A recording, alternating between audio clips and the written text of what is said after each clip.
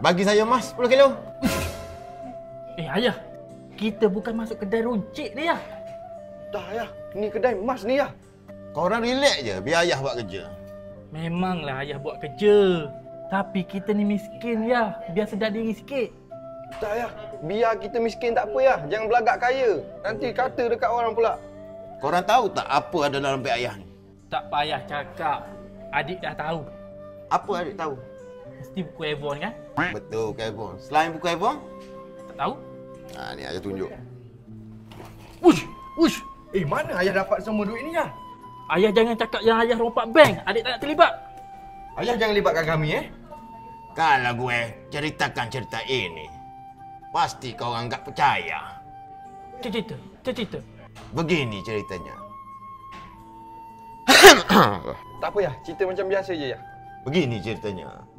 Semasa ayah sedang ralik mencangkul tanah di belakang rumah, tiba-tiba ayah dikejutkan dengan satu percikan air. Ayah ingatkan air. Rupa-rupanya setelah ayah meneliti dan menjilatnya, itu adalah minyak dari telaga minyak. Lalu ayah mengambil keputusan untuk men-tracking minyak itu di kedai Aceh. Itulah yang ayah dapat duit 300,000 ni. Oh, macam tu ceritanya. Korang berdua tolong pilih pekan emas untuk ayah. Jom. Akak tolong kirakan duit ni .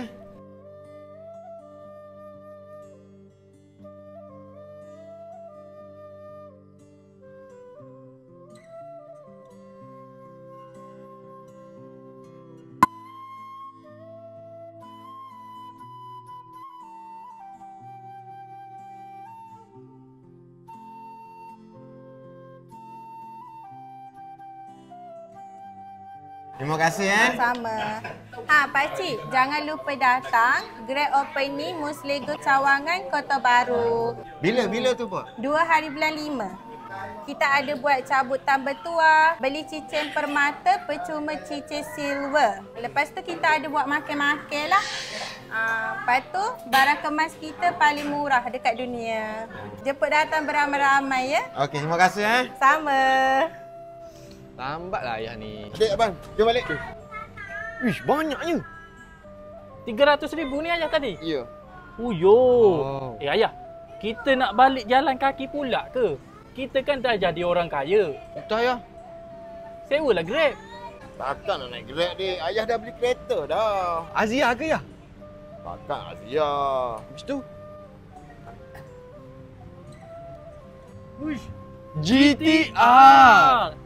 Jomlah. Jom.